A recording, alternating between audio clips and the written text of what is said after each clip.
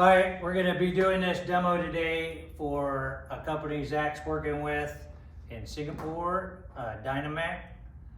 Today what we're gonna do is we got our RBL G2 version. This is a 620 size. It can be available all the way, the same model, same size ring, from a 14-inch machine all the way up to a 42-inch machine. Tool blocks are the same, gearboxes, trippers, all that are the same thing, just a different size ring. I'll just go over real quick what we're gonna talk about throughout this whole training, setup and operations, features and benefits. Here in a minute, we're also gonna look at one of these machines that is off of the piece of pipe and split in half, so we could talk about that and how it functions without having to remove the one here in the video room as I do the demo. All right, you can see we have this clamshell sitting on the cart. It's already split in half. This was being repaired, doing some maintenance. Has the toolbox removed, the trippers removed. But what I wanted to go over was basically now you could see that if you were having to go around a valve or a midstream piece of pipe where you had to split it in the middle, all it takes is there's 2 bolts on each side, 2 on the headstock, 2 on the main frame. You loosen those up, the machine splits in half. Now you can get the machine to the location, put a top half on, the bottom half bolted on. If you're only gonna be doing end work or cutting off the end, we go ahead and leave that machine bolted together and just slide it on the end before we get centered and squared.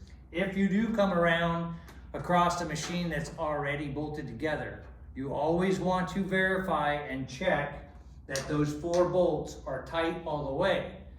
If we don't do that and somebody just slapped it together, tightened 1 or 2 bolts, once you get it set up and tightened, you won't be able to tighten them and it'll cause you problems. So always get in the habit of tightening those bolts. The other thing to talk about is our anti-rotation pins.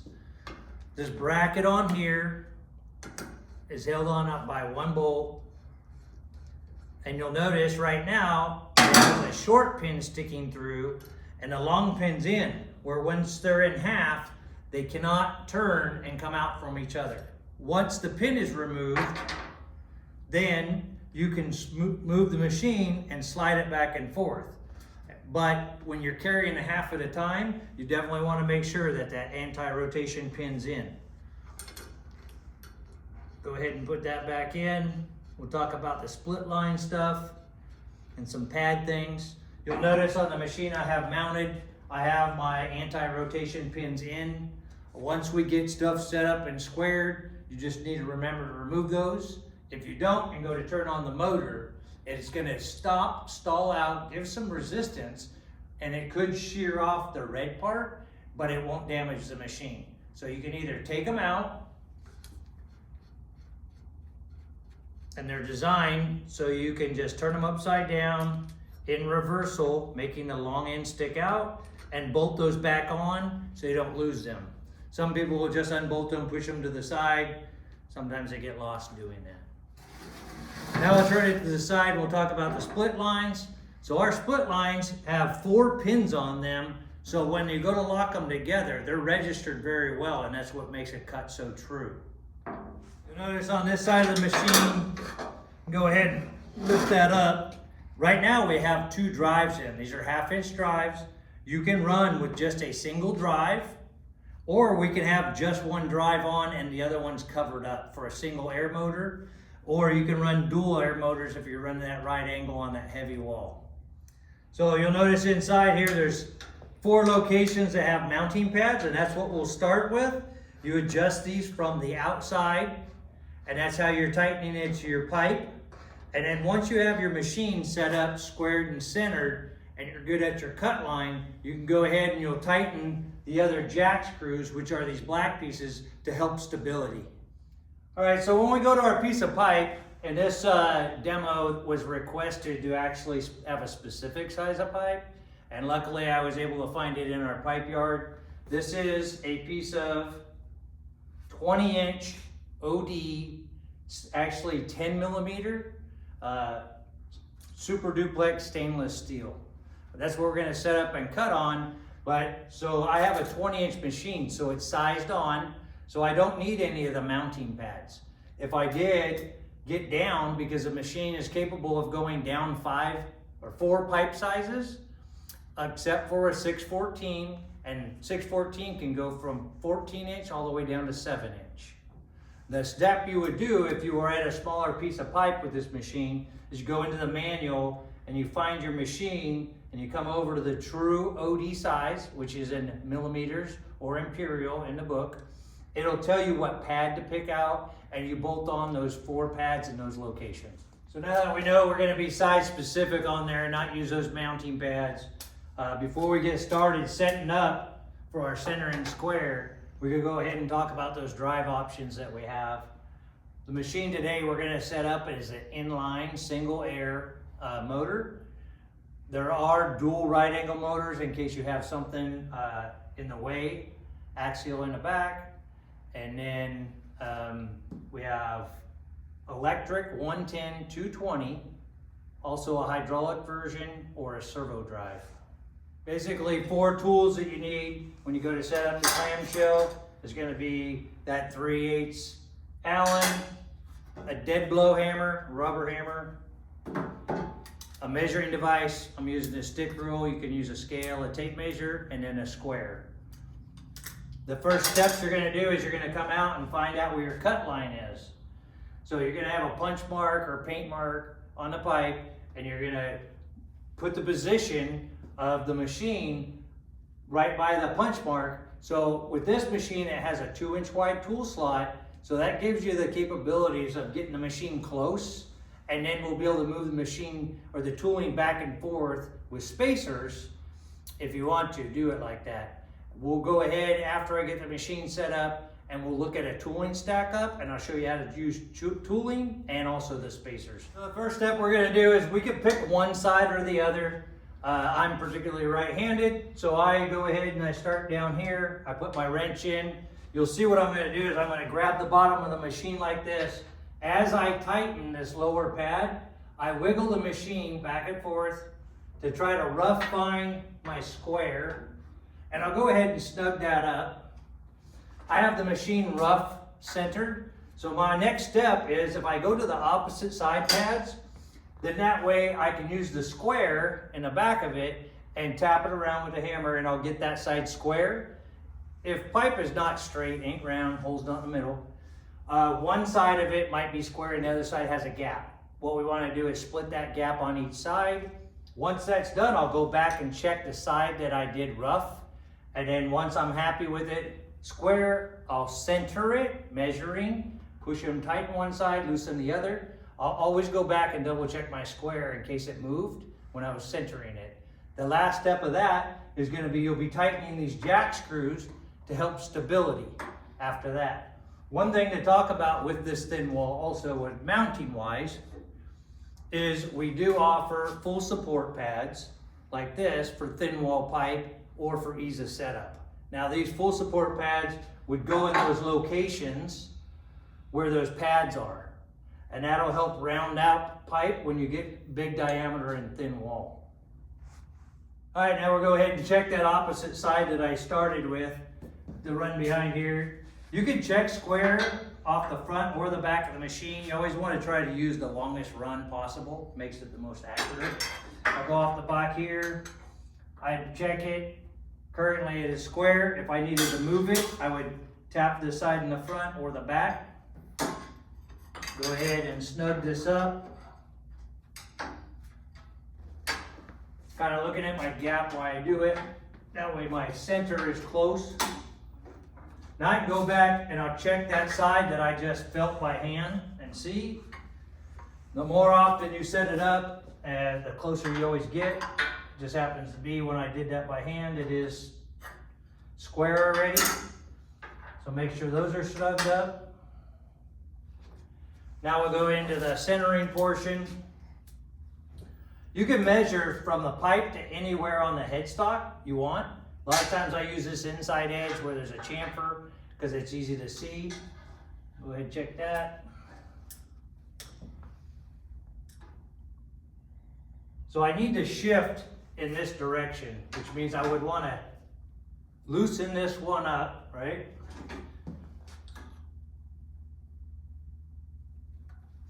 and tighten the other side. So all you're gonna do is loosen one side and you're gonna tighten the other side, but you don't ever want to loosen it all the way because you'll lose your square.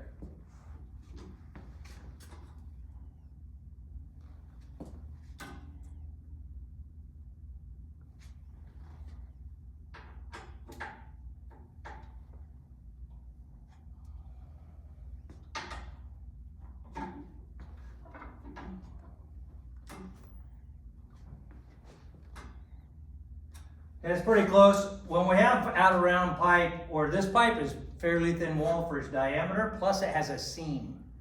So most likely it is going to be out around. And like I was talking about earlier, using those full support pads, they help round up pipe to a certain wall thickness. After I get this set up, centered and squared, we'll talk about another option we have with a block that you remove the standard block and put on an OD tracking block, and it'll track the ovality of the pipe. Now I got my machine squared and centered. You go ahead and double check the square like I was mentioning earlier, just to make sure it didn't move. While we set it up, and we're all good with that. The next step is gonna be, you're gonna go to those jack screws, and we'll go ahead and tighten all the jack screws.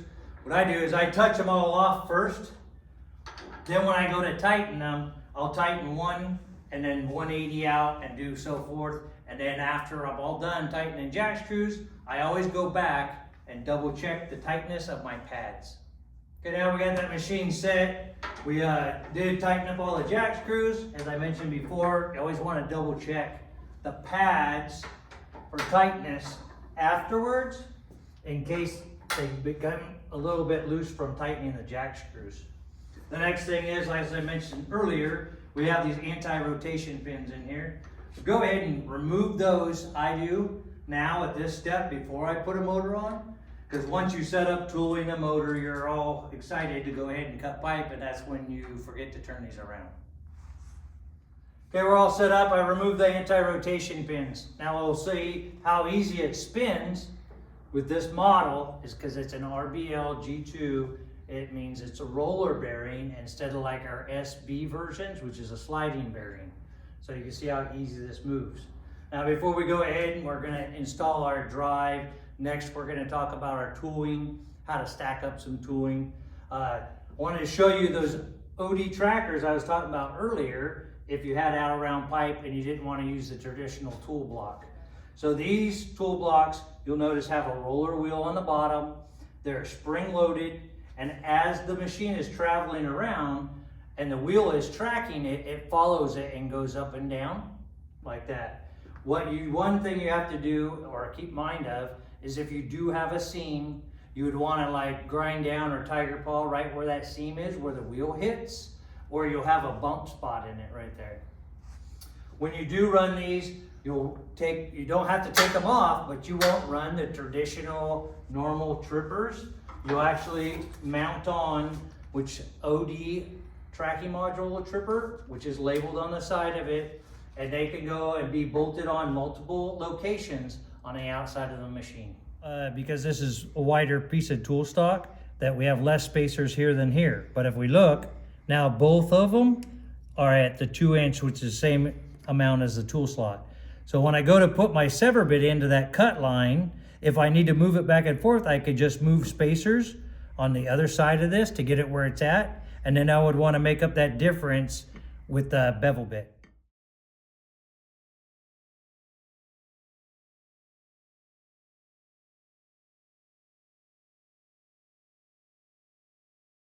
Off a little bit.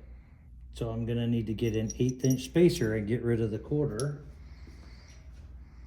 So I'm gonna grab 2 1/8-inch spacers, and I'm gonna put one on this side.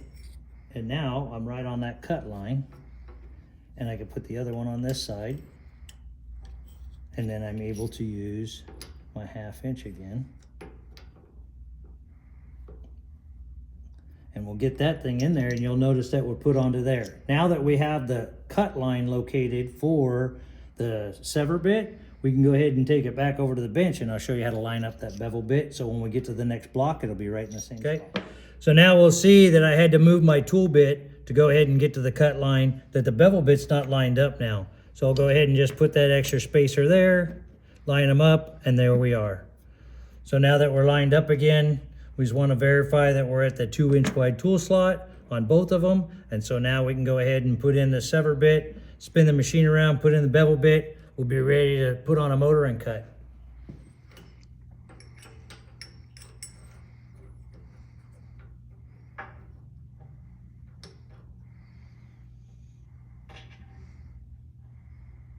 Okay, next thing to talk about is I got my spacer set for my sever bit. I can see this is only 10 millimeter wall, 1/2 inch. I don't need to have my tool bit hanging out this long, and it actually loses rigidity and could make chatter or the tool bit have less life.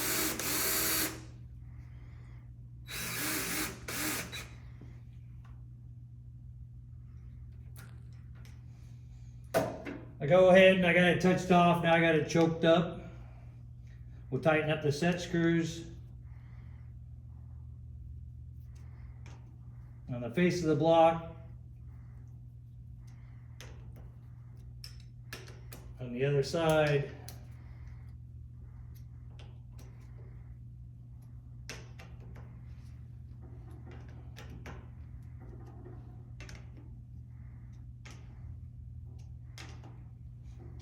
At this step right here, we have our tool bit touching the pipe, and by the manual and by rule of thumb, we would want to back off our sever bit 3 times, and we'll go over this and show you in a minute.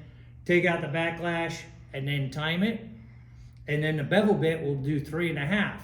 Now I know that this piece of pipe has a seam in it, so what I'm going to want to do is bring that back, come up to that seam because it's a high spot, and do that touch off from that location unless you sanded it down.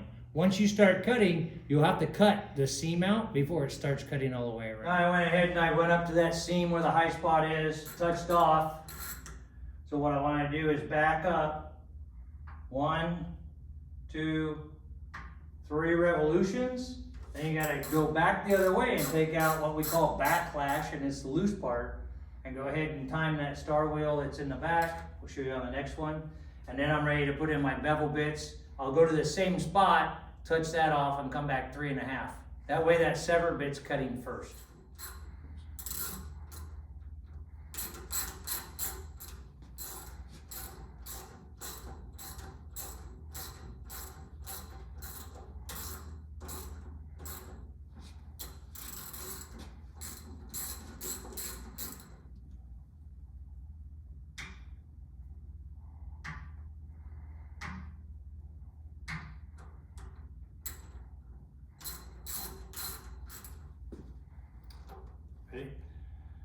So now we have the bevel bit, which is trailing. It's got a cut clearance for the sever bit. That's a cutting one. I went ahead and touched it off, backed it off to 3.5 turns. I'm going to pull the block down to here and get a close-up camera shot of the star wheel on the back and how you have it timed so it's in time when it hits the tripper pin so nothing gets damaged.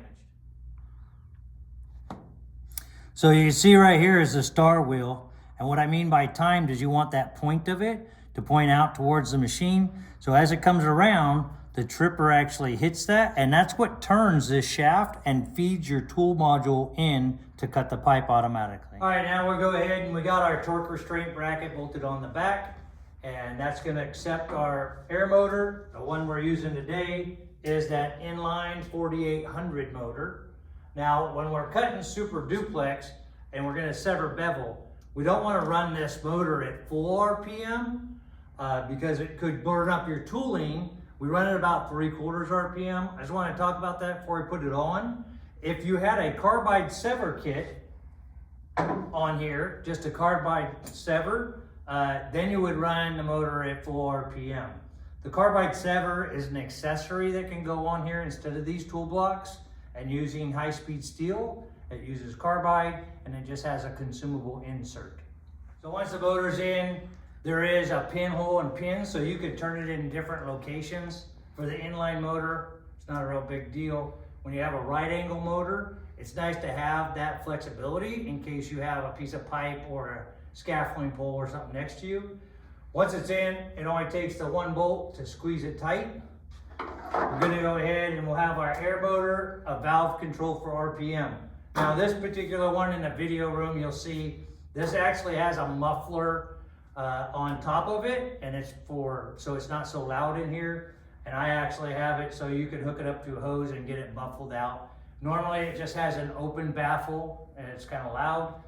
We will run this today. And if you ever come into the spot to where you want it to have, if you have a noise constraint where you can't have it over the 80 decibels, we do sell this muffler also. So now we're gonna go ahead and cut. I got our air hooked up to it. I wanna go over top of the air caddy. This air caddy is a water separator, a regulator with your PSI gauge, and your oiler with air tool oil in it. This is required to run any tri-tool pneumatic piece of equipment. If you run that without this, or with no oil in the reserve, it voids the warranty, and the stickers on the motors state that. Also does the book. All right, now we got our cut going. We're sever beveling. We got a little space behind that sever bit for the bevel bit to trail. Go ahead and I'm gonna cut with it. You'll be seeing chips come off. We are running double trippers because on Super Duplex, you wanna stay up underneath that chip. You don't wanna rub on the top because it's very abrasive. It's hard on the tool bits. You'll notice sometimes in the cut, I'll spray some coolant on it, but I'll only be spraying it on the back of the tool bit just to keep it cool, because the stainless really doesn't like a water or water soluble oil. And we can talk about some other options later on.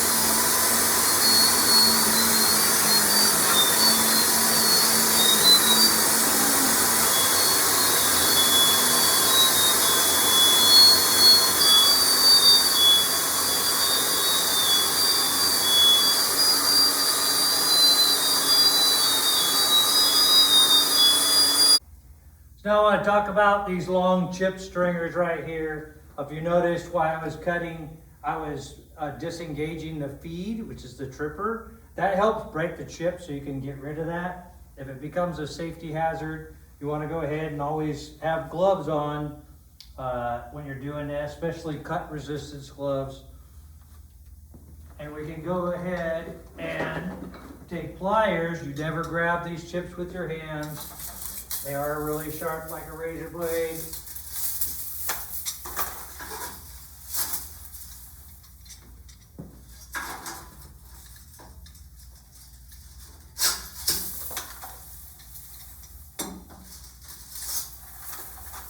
You can get those chips out of the way. A lot of times if they're not too long, Super Duplex is really strong tensile strength, so it doesn't like to break. But like I said, you could disconnect these, disengage them, and that a lot of times that'll help break the chip. And as soon as it does, you can put them back on, and that makes it so you can cut without having to stop.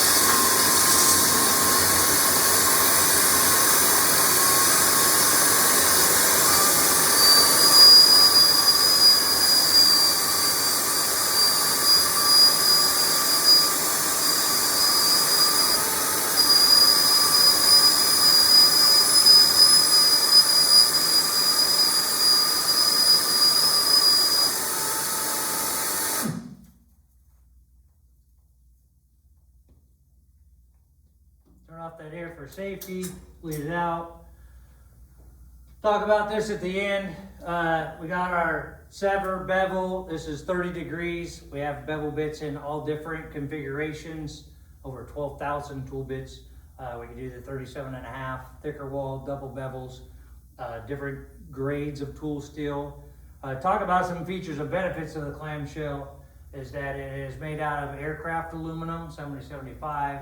It has aircraft bearings in it, a lot of different options. And then like some of the accessories I mentioned before for attachments or accessories is that you have those OD trackers, full support pads, CBM3, which is a counterbore module that attaches to it.